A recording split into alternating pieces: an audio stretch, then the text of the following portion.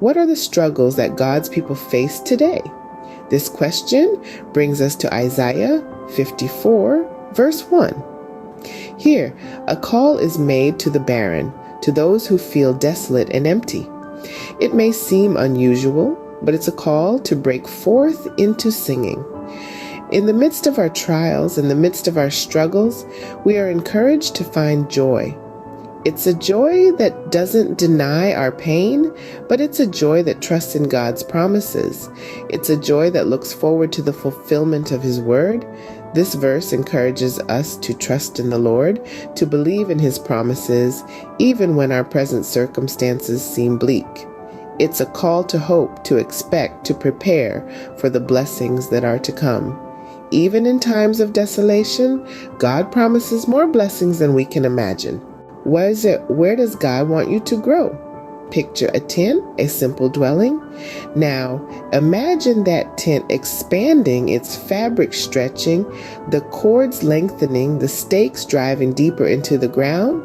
This is the metaphor presented in Isaiah 54:2. It's a call to expand our territories, not in terms of physical land, but in faith and actions. God encourages us to stretch our faith, to reach out beyond our comfort zones. He urges us to lengthen our cords, to extend our influence, our love, our grace to others. He calls us to strengthen our stakes, to deepen our commitment to Him, our trust, our resolve. This is not a call to physical conquest, but a spiritual one. It's about enlarging the territory of our hearts, our minds, our souls, for His glory and His purposes. And when we do, we experience a life of abundance, breaking forth in all directions. God's promises are for an abundant life, breaking forth in all directions. How does God help us overcome our fears and shame? Let's dive into the heart of Isaiah 54, specifically verses 4-6. These verses resonate deeply with us in our human struggle with fear and shame. They offer a potent antidote to these crippling emotions. God reassures us, "Fear not, for thou shalt not be ashamed." This is a powerful reminder that in the face of our deepest insecurities and darkest failures, God declares, "You will not be put to shame." He is not a God who seeks to humiliate us, but one who lifts us from our disgrace. And it doesn't stop there. God further promises, "For thou shalt forget the shame of thy youth, and shalt not remember the reproach of thy widowhood anymore." In the divine economy of grace, our past failures, our youthful indiscretions, and all our moments of shame are wiped clean. God promises to forget them. This is not a mere human forgetting, but a divine erasure, a holy amnesia.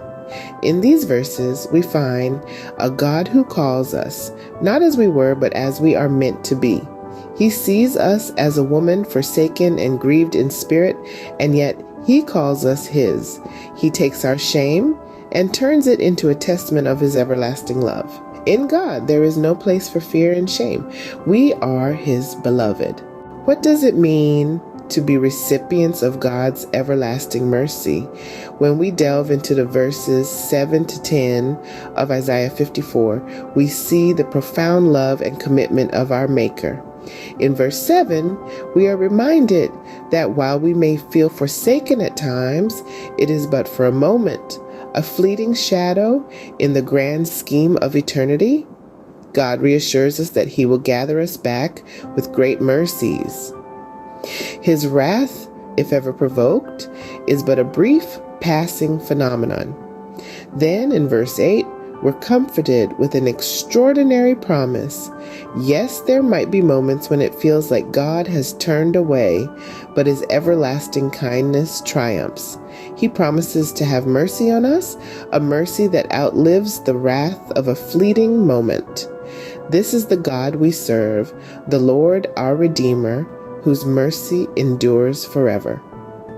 As we move to verse 9, we're reminded of God's covenant with Noah Just as he swore that the waters of Noah would no more cover the earth, he swears not to be angry with us or rebuke us.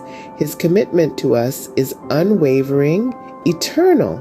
And finally, in verse 10, we are offered a beautiful image of steadfast love.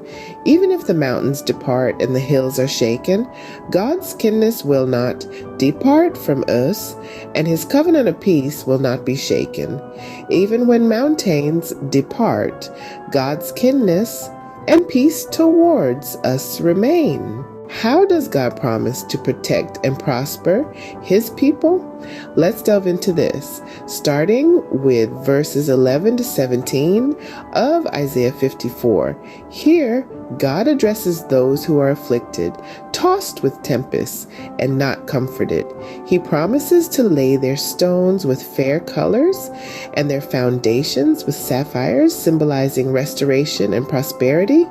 He assures them of a secure and beautiful future, a promise that extends to us today. Moreover, God takes it a step further by promising to make our windows of agates, gates of carbuncles, and borders of pleasant stones. This speaks to the protection that God offers. He ensures that every aspect of our lives, represented by the windows, gates, and borders, is fortified, protected, and made beautiful. As we move forward, the promise of divine education and peace for our children unfolds. God says, "All your children shall be taught of the Lord, and great shall be the peace of your children." This assures us of God's direct guidance and the peace that comes from his teachings. In righteousness, we will be established. This means that we will stand firm in integrity and truth, far from oppression and terror.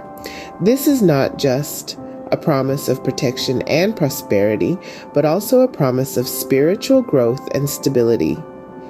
The climax of God's promise comes in the form of a powerful assurance. No weapon that is formed against you shall prosper, and every tongue that shall rise against you in judgment you shall condemn. This is the ultimate promise of divine protection and victory over our enemies. Finally, God seals these promises by declaring that this is our heritage as his people.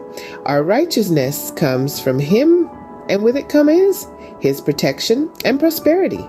This is not a temporary arrangement, but an eternal covenant, a heritage that we can pass down through generations. This is our heritage as God's people, a promise of divine protection and prosperity. No matter what we face, we can hold on to this promise, knowing that God is with us, protecting us, and leading us into prosperity.